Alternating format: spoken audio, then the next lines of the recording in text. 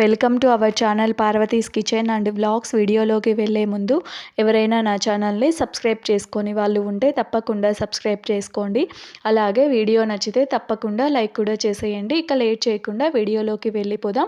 ఈరోజు నేను పుల్లట్టుని ఎలా వేసుకోవాలో చూపించబోతున్నాను అనమాట. పులిసిన దోసపిండి ఉంటుంది కదా, వాటితో అట్లా అనమాట. టేస్ట్ అయితే చాలా బాగుంటాయి. మా కడప సైడ్ వీటిని ఎక్కువగా వేసుకుంటూ ఉంటాము. దోసపిండి వేసుకున్న తర్వాత లాస్ట్ డే పిండి ఉంటుంది కదా, దానితో తప్పకుండా ఇలా ఎక్కువగా వేసుకుంటూ ఉంటామన్నమాట. ఇప్పుడు ఒక చిన్న టిప్ చూపించేస్తాను, చూసేయండి.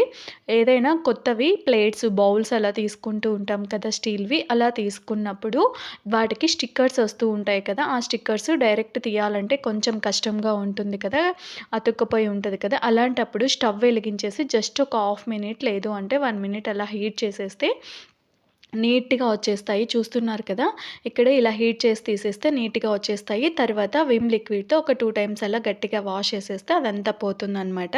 టిప్ చూసేశారు కదా, ఇంకా అట్లా ఎలా వేసుకోవాలో చూసేద్దాం. ముందుగా పులిసిన దోస పిండి తీసేసుకోవాలి మనకి కావాల్సినంత. నేను ఇక్కడ ఒక కప్పు తీసుకున్నాను.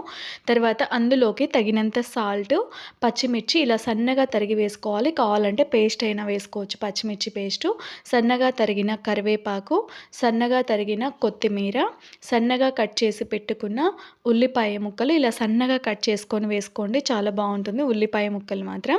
తర్వాత ఇందులోకి జీడిపప్పు అనమాట, చిన్న పలుకులు చేసుకొని వేసుకున్నాను. జీడిపప్పు ప్లేస్లో పల్లీలైనా వేసుకోవచ్చు. తర్వాత కొంచెం పసుపు వేసేసాను. కావాలనుకుంటే మీరు కొంచెం వంట సోడా అయినా కూడా వేసుకోవచ్చు అనమాట. వంట సోడా ఏం అవసరం లేదు, పిండి బాగా పులిసింది. కావాలనుకునే వాళ్ళు జస్ట్ కొంచెం యాడ్ చేసుకోండి సరిపోతుంది. కాజు కావాలనుకున్నా కూడా స్కిప్ చేసేయండి, మిగతావన్నీ వేసుకోండి. కాజు ప్లేస్లో పల్లీలైనా కచ్చాపచ్చా చేసుకొని వేసుకోండి. లేదు అంటే పల్లీలు కాజు రెండు అయినా స్కిప్ చేసేయచ్చు. మిగతావి మాత్రం అన్నీ వేసేసుకొని అట్టు వేసేసుకోవాలన్నమాట. ఇలా కొంచెం పలుచగా కలుపుకోండి, మరీ గట్టిగా మరీ లూజ్గా కాకుండా మీడియంగా కలుపుకోవాలి. తర్వాత స్టవ్ వెలిగించేసి దోశ ప్యాన్ పెట్టేసుకోవాలి. వాటర్ చిలకరించేసాను, తడి క్లాత్తో తుడిచేసాను. మీ ప్యాన్కి ఆయిల్ వేసే అలవాటు ఉంటే ఆయిల్ రాసేసుకొని కొంచెం ఆయిల్ అప్లై చేసి అట్టు వేసేసుకోండి సరిపోతుంది. తర్వాత ఇక్కడ కొంచెం మీకు కావాల్సినంత పిండి, ఒక గరిటెడు, ఒక్కొక్కటి పావు గరిటెడు వేసేసి ఇలా కొంచెం జస్ట్ అలా స్ప్రెడ్ చేయాలి అంతే, ఎక్కువ స్ప్రెడ్ చేయకూడదు. అట్లు వేసేటప్పుడు మీకు ఒకవేళ నార్మల్ ఈ పిండితోనే నార్మల్ దోశ అయినా వేసుకోవచ్చు అనమాట.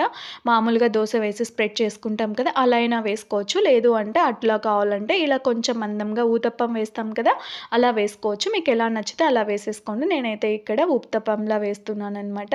తర్వాత ఆయిల్ వేసేసుకోవాలి. ఆయిల్ కొంచెం ఇక్కడ చుట్టూ ఆయిల్, అలాగే మధ్యలో ఆయిల్ వేసేసి కావాల్సినంత ఆయిల్ వేసేసి ఇలా కొంచెం కాలనివ్వాలన్నమాట. బాగా కాలనివ్వాలి. అటువైపు మరొక వైపుకి ఇలా టర్న్ చేసేసుకొని అటువైపు కూడా బాగా మరొక వైపు కూడా బాగా కాలనివ్వాలి. ఈ దోశ బ్యాటర్ కూడా నేను ఎలా చేయాలో వీడియో చేశాను, ఆ లింక్ డిస్క్రిప్షన్లో ఇచ్చేస్తాను, చెక్ చేసేయండి. దోశ పిండి ఎలా చేసుకోవాలో అది కూడా చూసేయండి. చూసారు కదా, ఇలా ఇటువైపు కూడా బాగా కాలనివ్వాలన్నమాట. ఇవి పిల్లలు అయితే చాలా ఇష్టంగా తినేస్తారు, పిల్లలు పెద్దలు అందరు ఇష్టంగా తినేస్తారు. ఇవి మార్నింగ్ బ్రేక్ఫాస్ట్లో అయినా తినచ్చు, ఈవినింగ్ స్నాక్స్ టైంలో అయినా కూడా వేసుకొని తినచ్చు అనమాట. ఏదో ఒక పచ్చడితో ఇవి వేడివేడిగా సర్వ్ చేసుకొని తినేస్తే చాలా బాగుంటాయి. మీరు కూడా తప్పకుండా ట్రై చేసేయండి. చూసారు కదా ఈ పుల్లట్లు వేయడం ఎంత ఈజీనో, మీరు కూడా తప్పకుండా ట్రై చేసేయండి. Thank you for watching this video.